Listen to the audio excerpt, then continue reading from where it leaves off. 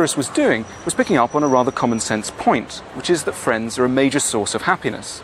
But I think where he was distinctive was in his idea that in order to really benefit from friends, you had to see them not just occasionally, not just for the odd drink in a bar or the odd chat on the phone, but you had to live with these friends at all times, so they'd be your permanent companions. And I think that was his distinctive idea of happiness. You wouldn't catch Epicurus devouring lunch on his own in a burger bar. He recommended that we try never even to eat a snack alone. Before you eat or drink anything, he said, consider carefully who you eat or drink with, rather than what you eat or drink. For feeding without a friend is the life of a lion or a wolf.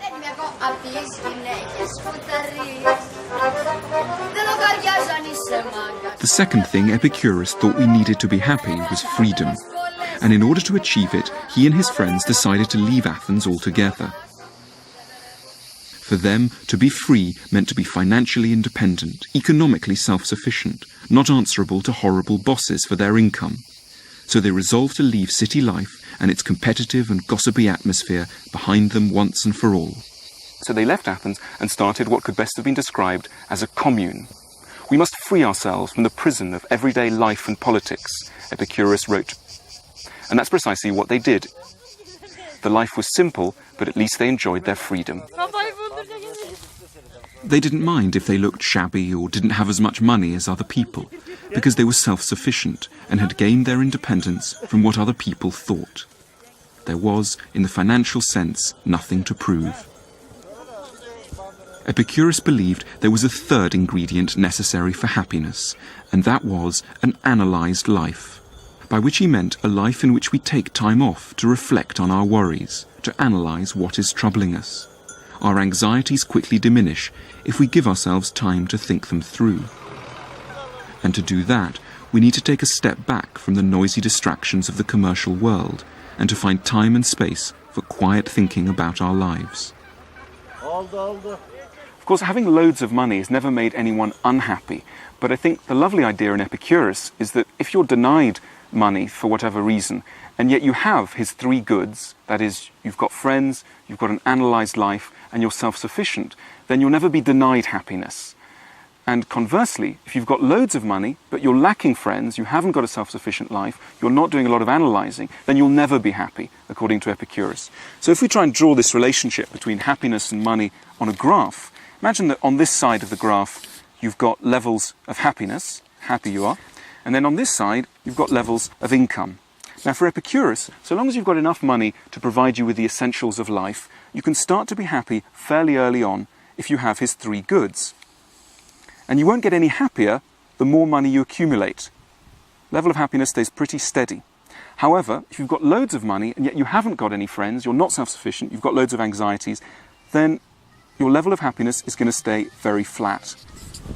And I think that's a lovely and consoling idea for anyone who's either worried about the fact they may lose their money or is denied the chance to make any. But if the ingredients of happiness are so simple, why aren't more of us actually happy? Epicurus blamed advertising. As we've just seen, advertising can be enormously seductive. It tends to make us feel that there are all sorts of things missing from our lives. But Epicurus insisted that we only need three things to be happy: friends, freedom, and an analysed life. If he's right, why then do we want to shop so much? Epicurus's answer would be that the commercial world slyly associates the things it wants to sell us with the things it knows that we need. So, for example, this might persuade us to buy Bacardi, but only by blurring the fact that it's really the friends we're looking for. This one tries to sell us perfume by naming it after the thing we're all really after: freedom.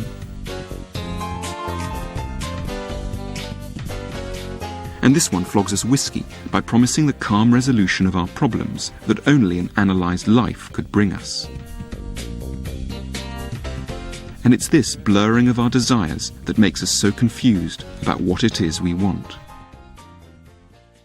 What are the most important things that make you happy? The people around me. If they're happy, then I'm happy. And like if work's going good, then that makes me happy as well. But do you ever think, what if I threw all this away, threw all that away, all these jumpers, and just concentrated on getting the work right, getting the family and friends right, I would never have to go to the Trafford Centre again? Yeah, because if I shop to cheer myself up, Yeah. if I'm already happy, then I don't need to cheer myself up to Right. so. At the minute, I'm fairly happy, so admittedly I'm not shopping quite as much as what I used to. But who's to say that next week something might happen and then I'll just have to give a shot.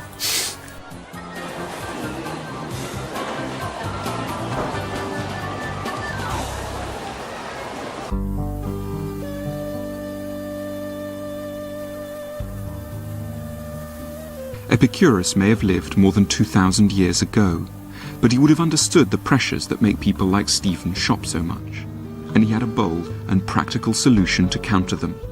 The place to find it is here, in a dusty and remote corner of southwestern Turkey. That Epicurus should still speak to us at all is something of a miracle, as every one of the 300 books he wrote has been lost. But his philosophy developed into a kind of creed, almost like a religion, and remained popular for some 400 years. Epicurean communities were founded in places like this all across the ancient world, and it's largely thanks to them that fragments of what Epicurus wrote have survived.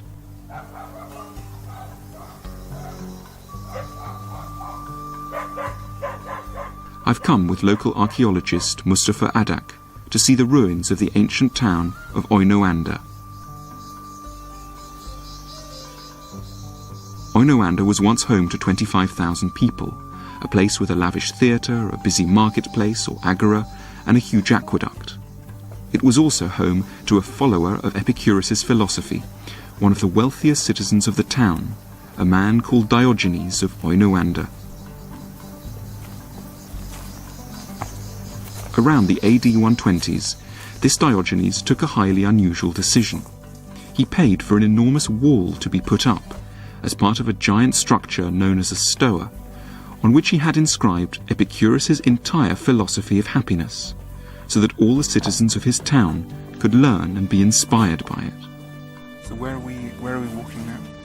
We're walking now in the old agora of Oynoanda, where Diogenes had his stoa.